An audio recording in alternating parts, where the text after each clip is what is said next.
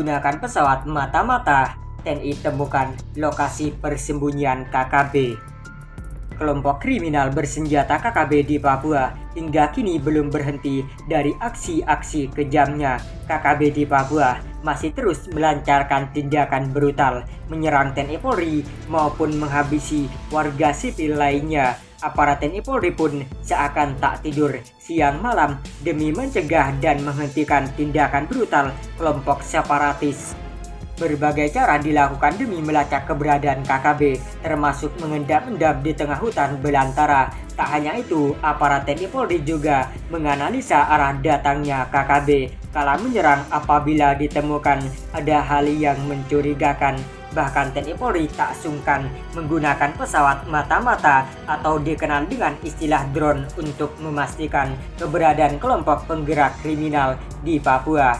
Dalam video viral beredar di media sosial, drone berwarna hijau pekat itu terbang di sebuah tempat dekat sebuah desa di Papua. Begitu aparat TNI Polri mencurigai keberadaan sebuah tempat yang cukup terbuka di tengah hutan, maka drone tersebut pun diterbangkan. Terdapat pemukiman warga, kondisi sepi, ditinggalkan penduduk karena takut ada serangan KKB. Sejumlah pohon di tempat itu dibabat habis. Diduga tempat tersebut akan digunakan KKB Papua untuk membangun markas pertahanan. Saat pertama ditemukan tak ada tanda-tanda hal yang mencurigakan karena yang terlihat hanyalah pepohonan yang tumbang. Tak lama berselang, terlihat ada pergerakan seseorang yang diduga sebagai anggota KKB. Oknum tersebut awalnya tidak menyadari kalau keberadaannya telah terpantau oleh pesawat mata-mata. Begitu mengetahui bahwa ada benda aneh yang terbang tak jauh dari posisi berada, anggota KKB itu pun berlarian masuk ke hutan. Belum diketahui pasti lokasi video itu diabadikan, namun dari tangkapan kamera drone diketahui kalau lokasi itu berada di tengah hutan. Lokasi yang diduga sebagai markas KKB itu juga berada tak jauh dari sebuah perkampungan yang dikelilingi deretan bukit dan pegunungan. Akhirnya terungkap bahwa drone itu diterbangkan setelah TNI Polri menemukan kejanggalan ketika memasuki sebuah desa. Di desa itu tak ditemukan satu warga pun, sementara rumah-rumah seakan tak berpenghuni sebagaimana lazimnya yang terjadi selama ini. Jika ditemukan hal yang demikian, maka itu sebagai tanda akan ada serangan ke wilayah tersebut.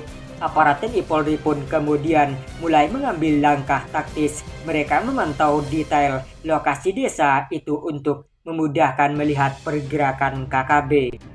Malam harinya aparat TNI Polri pun mulai mengendap-endap, terutama di lokasi yang diduga sebagai markas KKB. Namun sepanjang malam itu tak ditemukan ada tanda-tanda berhimpunan KKB di lokasi yang dicurigai. Begitu hari hampir pagi, tiba-tiba terdengar suara berisik tak jauh dari posisi personel TNI Polri berada. Ternyata sumber suara itu berasal dari komplotan KKB.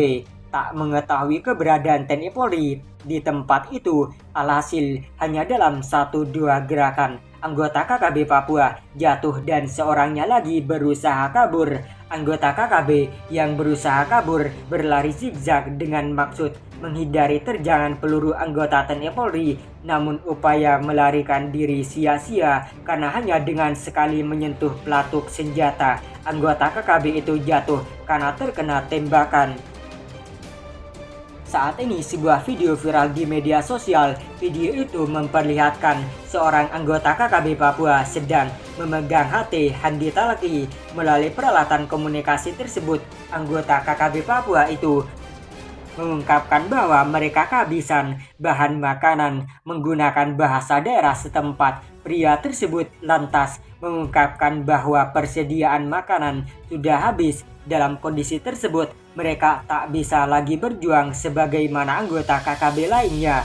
Dengan menggunakan alat komunikasi Handi Talaki, anggota KKB Papua itu mengeluh karena kehabisan makanan. Mereka terpaksa mundur karena ketiadaan bahan makanan. Apalagi sampai sekarang mereka terus dikejar TNI Polri. Apalagi kata pria tersebut, Saat ini aparat TNI Polri tak henti-henti melakukan pengejaran terhadap mereka. Karena itu katanya daripada mereka kesulitan menghadapi musuh, lebih baik mundur dari medan pertempuran. Tak disebutkan apakah mundur dari medan pertempuran merupakan niat menyerahkan diri untuk kembali ke pangkuan NKRI, ataukah mundur dalam arti kembali ke kampung halaman dan berkumpul kembali bersama keluarga. Namun dari fakta itu terlihat kalau kelompok separatis di Papua saat ini memiliki peralatan komunikasi yang terbilang baik.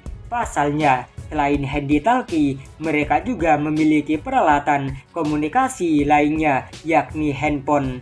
Faktor inilah yang memudahkan mereka berkoordinasi, baik untuk melakukan penyerangan maupun kepentingan lainnya.